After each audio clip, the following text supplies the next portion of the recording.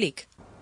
Muy buenas, seguimos en el webinar del Internet de las Cosas, el webinar del día del IoT. Recordarles que nos pueden escribir a través de Twitter, estamos con el hashtag IDGTV, pero no sin antes presentarles a la persona que me acompaña. Él es Sancho Lerena, es CEO y fundador de Artica. Muy buenas, Sancho.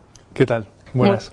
Muchísimas gracias por estar con nosotros en este webinar del día del IoT. Sancho, cuéntanos quiénes sois y qué sabéis de IoT.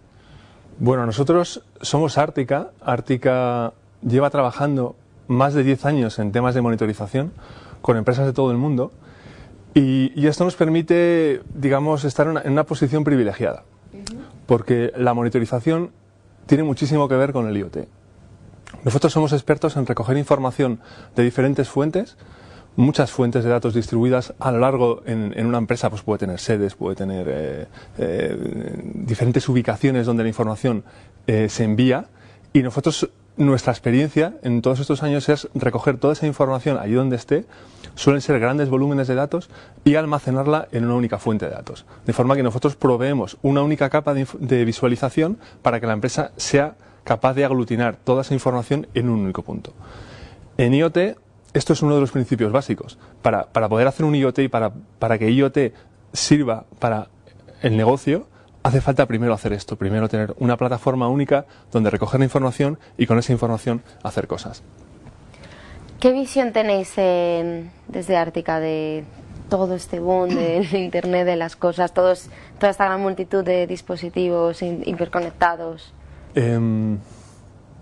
Nosotros creemos que para que el IoT funcione esta vez, ¿y por qué digo esta vez? Porque el IoT no es nuevo. El IoT va dando tumbos, ¿no? Y van cambiando de nombres, porque al final Internet de las Cosas significa que esté todo conectado, ¿no? Ahora el IoT se orienta estamos viendo que se orienta a diferentes aspectos, ¿no?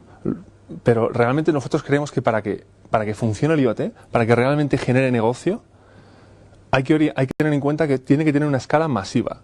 No estamos hablando de montar un IoT con 60 o 70 puntos de información. Lo que hablamos es de una escala masiva. Cualquier cosa que quiera llevar IoT al éxito tiene que tener en cuenta esto. Tiene que tener en cuenta que tiene que tener una escala masiva, y para poder tener una escala masiva y pueda crecer, tiene que estar basado en plataformas abiertas. Cuando digo plataformas abiertas me refiero tanto a plataformas de software como plataformas de hardware. ¿A qué me refiero con plataformas de hardware? Me refiero a que se pueden utilizar diferentes fabricantes y que se puedan integrar en una misma solución que recoja esa información. Así que hablamos de hardware que se pueda interoperar, que no esté cerrado, y de software que permite esa incorporación de datos. Y es necesario que ambos sean abiertos. Nuestra experiencia con Pandora FMS y con la monitorización durante más de 10 años y en más de 30 países nos dice que la capacidad de integrar diferentes fuentes es esencial para que cualquier proyecto que integre diferentes fuentes de datos llegue al éxito. Así que ninguna solución de IoT tendrá éxito si no es capaz de integrar diferentes fuentes, diferentes protocolos en una misma arquitectura. Estamos viendo ahora mucha discusión en foros en Internet, en nuevos protocolos. Cada fabricante intenta llevarse el gato al agua, intenta imponer su estándar, intenta que su protocolo sea el estándar. Esto yo creo que en la informática, los que llevamos ya un tiempo, lo hemos vivido en otros aspectos. De hecho, hay un punto que tiene bastante que ver el IoT con SCADA. SCADA es un tipo de monitorización. Nosotros también hemos hecho algún proyecto de SCADA, y SCADA quizás se podría decir que fue el primer intento de IoT, ¿no? Es donde todo estaba conectado. Todas las infraestructuras críticas, por ejemplo, oleoductos, están monitorizados. Pero es tan fuerte la presencia de los fabricantes en este tipo de entornos que impide entrar a nadie. Más lo que decías, cada fabricante con sus reglas y sus Absolutamente. normas. O sea, no puedo decir nombres de fabricantes, pero son grandes fabricantes industriales que tienen sus propios estándares, y una vez que implantan un proyecto, imagínate, desplegar sensores, redes de comunicaciones para controlar un oleoducto a lo largo de muchísimos kilómetros en muchísimos sitios, nadie más se puede meter. ¿Es necesario la estandarización del IoT? Yo creo que vamos a llegar a un punto en el que no exista una estandarización. Habrá un montón de protocolos y habrá gente que será compatible con todos ellos. De hecho, ya hay muchos protocolos. Y bueno, de hecho, el protocolo que se va a acabar usando por debajo sí o sí es IPv6. Habrá gente que intente hacer cosas locales, con redes mesh y subprotocolos de comunicación local, pero a grandes rasgos, si queremos que un proyecto de IoT sea masivo, le hace falta una red de comunicación global, y eso no puede ser más que IPv6. ¿Por qué está tan de moda el Internet de las cosas? Bueno, lo que te comentaba antes, ¿no? El IoT en el fondo no es nuevo, es Internet de las cosas. O sea, antes de que haya Internet, esa tendencia, esa necesidad, ese mundo ideal donde todo esté conectado y me pueda generar negocio, está ahí. El problema es que se ha intentado antes, y de hecho igual te suena el tema de Smart Cities. Sí. Para que haya Smart Cities tiene que haber Internet de las cosas. Si no están conectadas es imposible. ¿Por qué antes se hablaba del Smart Cities antes que el IoT? Bueno, porque son intentos de conseguir hacer cosas y conseguir que la innovación mejore, pues en el caso de las ciudades, la calidad de vida del ciudadano, y en el caso del IoT está orientado sobre todo a empresas, a que hagan negocio. El IoT ahora está de moda porque ahora es posible. Antes no, hace 10 años era muy complicado. ¿Qué es lo que hace posible el IoT ahora? Pues para empezar, las plataformas de hardware abiertas. Plataformas de hardware abiertas, ¿qué significa? Puede ser desde un móvil, puede ser una plataforma, un hardware muy pequeñito que tiene muy poco coste, y lo mismo pasa con el software. Aunque el Linux ya lleva mucho tiempo, y el Linux empotrado, el Linux en dispositivos empotrados lleva mucho tiempo en el mercado, ahora se están abaratando el hardware muchísimo, el software ya, grandes empresas como IBM, como HP, incluso Microsoft, participan en Linux. Microsoft va a sacar su propia versión de Linux en breve, su propio kernel. Esto lo dices hace 20 años y te dirían que si lees demasiada ciencia ficción. Esto hace posible que ahora se vuelva a hablar de IoT. Si ya metemos el tema del 5G, donde va a ser posible que un dispositivo muy pequeño tenga capacidad de conectar y de enviar información por un bajísimo coste, tanto a nivel de la emisión de datos como la propia tarjeta, como la propia red, hace que se juntan muchas cosas como para que ahora se pueda hablar de IoT. Y lo que nos queda. Y lo que nos queda, efectivamente. Porque además ahora se habla mucho, sobre todo el año 2020, en los más de 20 millones de dispositivos que va a haber conectados, y estamos en 2018. Eso es. Sancho, te voy a trasladar una pregunta. ¿Se puede hablar de diferentes tipos de IoT? ¿Hay un IoT mejor que otro? Cuéntanos. Esta es una buena pregunta, porque aquí esto puede escocer a mucha gente, ¿no? Yo el otro día hablaba en una empresa con un compañero que me decía que está todo orgulloso de que tiene una aspiradora que le manda información de cuando ha aspirado la casa, te manda el mapa de la casa, y supongo que sacará el número de pelusas que absorbe por segundo, no lo sé, ¿no? Eso es cierto, es una aspiradora conectada a Internet. Pero para mí ese tipo de IoT no es algo que vaya a generar mucho negocio. Para el que fabrica y vende aspiradoras, esto no es más que ponerle, como si le pones unos LED de colores, como si le pones un plumero para que el gato juegue con la aspiradora y se mueva de forma autónoma. No deja de ser un plus para un producto, pero no es un cambio de paradigma, no es algo que vaya a cambiar el mundo. El IoT, cuando llegue, lo hará como llegó Internet a nuestras vidas. Si nos hubiera preguntado alguien en los años 80, ¿pero eso de Internet qué es? ¿Y por qué es importante para mí? Nosotros le podríamos decir, como dicen ahora de IoT, ¿no? Pues no, es que puedes tener un despertador que se conecta y te baja la hora y te despierta. Y dirá, pues vaya rollo, yo lo pongo y funciona. O podrás contar un montón de ejemplitos sueltos de lo que es Internet para nosotros hoy. Sí, que no producen tampoco un gran cambio. Pero no parece. Sin embargo, Internet ha cambiado nuestras vidas. ¿Por qué ha cambiado Internet en nuestras vidas? Porque nuestra vida, bueno, todo, para algunas personas más o para otras personas menos. Yo hago la compra el 100% por Internet. Yo ya no hago la compra física. Y para muchas personas se relacionan cada vez más a través de Internet. Entonces ya no es una única cosa, sino que todo está conectado. El IoT va a llegar a esto, cuando llegue. Es decir, ahora nosotros estamos acostumbrados a que igual ni siquiera trabajamos solo con un ordenador. Yo tengo varios ordenadores. Yo ya, cuando voy a un sitio, yo no me llevo el ordenador. Yo utilizo el ordenador que está allí. Lo enciendo, él me identifica y me pone toda la información mía, todo mi entorno de trabajo en el portátil. Nos empezamos a usarlo con el tema del correo. Empezamos a usar Gmail o el correo en la nube y nos acostumbramos a que el correo ya no estaba en mi aplicación, sino que estaba allí donde yo estuviera. Lo cual es bueno, pero a veces también malo. Bueno, pero va a ocurrir que, por ejemplo, cojamos un coche de la calle, de esos que ya se pueden coger, se pueden alquilar, entremos, nos identifique porque llevamos una tarjeta de identificación, no hay ni siquiera que poner un usuario y un password, ajuste el sillón automáticamente, nos cargue la playlist de Spotify, nos ponga el mapa de nuestra ubicación y nos haga la vida más fácil porque todo está integrado. Yo veo el IoT más como algo así, más como lo que se lleva haciendo en la ciencia ficción durante muchos años. La ciencia ficción utiliza el IoT sin nombrar el IoT, como ha pasado con muchas otras tecnologías. En el momento en el que no nos demos cuenta de que las cosas tienen información nuestra y de que todo está conectado, ya es cuando diremos alegremente, la revolución del IoT. ¿Cuándo ha llegado? Pues ha sido progresiva, como lo ha sido Ya con está, Internet. ya. Eso es. Sancho, hemos puesto algunos ejemplos, hemos hablado mucho de IoT. Un ejemplo real. Me alegro que me hagas esa pregunta, porque le he estado dando muchas vueltas y de hecho me quería traer un hardware específico. He hablado mucho de hardware abierto. Hay muchos modelos. Nosotros usamos en concreto uno que se llama Raspberry. Probablemente todos los que están oyendo esto les suene. Raspberry es una plaquita que mide más o menos esto. Es un circuito integrado que es básicamente un ordenador de 20 euros. Tal cual. Con ese ordenador como plataforma, y por eso hablaba de plataformas abiertas, porque ese ordenador es un hardware, no es que sea abierto, o sea, tiene una licencia, cuesta dinero, pero es que ese ordenador no es el único, hay otros 20 modelos similares. Es una plataforma abierta porque la gente desarrolla cosas que se pueden enganchar, tanto sensores como circuitos un poco más especializados.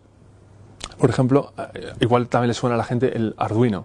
Arduino es una plataforma que eso sí que es hardware libre, que se puede utilizar para cualquier tipo de propósito. De forma que con una plataforma software abierta, como Linux, corriendo sobre una plataforma hardware muy versátil y con otro tipo de componentes de hardware abierto, se puede fabricar prácticamente cualquier dispositivo que esté conectado a Internet. ¿Vale? Pero también me gustaría romper un poco el tópico de que IoT son cosas pequeñitas. IoT también es un móvil. Un móvil muy barato con Android puede ejecutar un agente. Nosotros tenemos un agente de Pandora para móviles, para Android, que recoge la información de todos los móviles de una organización, por ejemplo, de 40.000 usuarios. Tenemos aquí un cliente en España que tiene sedes en toda España y tenemos toda la información de sus móviles, de forma que cuando alguien pregunta ¿dónde está fulanito?, nosotros sabemos por el móvil dónde está, sabemos qué consume de batería, etcétera. Eso también es IoT, porque son cosas muy pequeñas que están siempre conectadas a Internet enviando información. Todos hemos oído hablar de esas historias de miedo. Da miedo, ¿eh? Da miedo es pensar que esto tiene muchos sensores de presencia, tiene un micrófono, nos está escuchando, el móvil sabe dónde estamos, sabe cuántas llamadas hemos recibido, cuáles no hemos contestado, cuántos SMS, el uso que le hemos dado. Toda esa información está ahí y ahora mismo nosotros ya la estamos sacando. Y eso es otro ejemplo de IoT que la gente no suele pensar en él. Pero hay otro ejemplo de IoT muy bueno que me gusta decir a mí mucho. La MT, que es un cliente nuestro, muy importante, que está muy metido en temas de Smart Cities, es una empresa muy innovadora, que la gente lo sepa cuando se sube en autobús, que todos los autobuses de Madrid están monitorizados. Todos. O sea, eso sí que es un IoT grande. Y las bicis también. Y las bicis también. Gracias por el ejemplo. Mira, no sabía. Y también es de la MT. Eso es un buen ejemplo de IoT que realmente está más ligado al tema de Smart Cities, pero eso es IoT puro. Todos los autobuses están monitorizados y controlados y eso permite que en vez de que un usuario se pueda quedar tirado durante una hora, igual la caída del servicio sea de 10 minutos. Al final es verdad que lo que comentabas no es algo que digas 28 de febrero y el día 15 de marzo ya ha llegado, ya las ciudades son inteligentes. Va a ser algo tan progresivo que no nos vamos a dar cuenta. Y vamos a decir, ¿y cuándo ha llegado esto? No ha llegado, ha venido poco a poco. Llegará. Quizás habría que diferenciar, ¿no? Porque, como te comentaba antes, el tema de las aspiradoras pues rompe un poco lo que puede ser el IoT. O sea, que la aspiradora esté conectada a Internet o que... Yo creo que tardaremos mucho en que la nevera haga la compra sola. Sí. Sobre todo porque ¿quién va a meter los yogures en la nevera, no? O sea, hay cosas que no tienen un salto. Pero en Internet la cosa ha sido gradual. Nosotros nos hemos empezado a comunicar por Internet. O sea, hemos cambiado nuestros hábitos de vida gracias a Internet. En el momento en el que el IoT nos haga cambiar nuestros hábitos de vida es cuando funcionará. No con las lavadoras que te dicen que hay que comprar detergente o ese botón de Amazon que te dice que hay que comprar café. Porque eso tampoco es un gran cambio de vida, ¿no? Es como un uso un poco cogido por los pelos. Es un facilitador. Sancho, te voy a preguntar, vosotros hablábamos de ejemplos, te pedía que me dieses un ejemplo real, pero ¿qué experiencia real tenéis vosotros en proyectos de IoT? Nosotros, gracias a la monitorización, porque es un tema que está muy ligado, como te he comentado antes, los clientes a veces tienen muchos problemas en recoger información a una escala muy grande. Hablamos de igual de cientos de miles de dispositivos que llegan a un único sitio, se pueda trabajar con esa información para hacer cosas, porque hay un tema que tampoco hemos comentado, que es el tema del Big Data, ¿no? El Big Data llega después, llega cuando tenemos toda esa información y hay que hacer algo con los datos que sirva para el negocio, porque tener datos que no sirva para nada, pues es parece un hobby un poco caro, ¿no? Sí. Experiencia real. Sobre todo para almacenar. Sí. Experiencia real. Nosotros ahora mismo estamos en varios pilotos donde estamos integrando sensores hardware basados en Raspberry con un componente de Arduino y con una serie de cosas más y nuestro software propio de monitorización para integrar la información del mundo real. Por ejemplo, nosotros somos capaces de contar personas en tiempo real.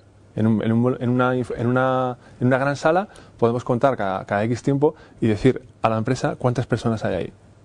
Somos capaces también de contar, por ejemplo, en los sitios donde hay contadores de turnos, cuántas personas hay esperando turno, para saber más o menos cuánto es la demora en esa línea de negocio. Si cruzamos esa información con otro tipo de sensores, como por ejemplo temperatura, humedad, ruido, luz, y lo cruzamos con información del negocio, por ejemplo, cuánta gente está pasando por una caja, cuántos vehículos hay aparcados, todo ese tipo de información que corresponde a diferentes mundos, se integra en una única herramienta, en este caso con Pandora, y permite generar, digamos, una analítica que beneficia al negocio. Claro, cada negocio es diferente, ¿no?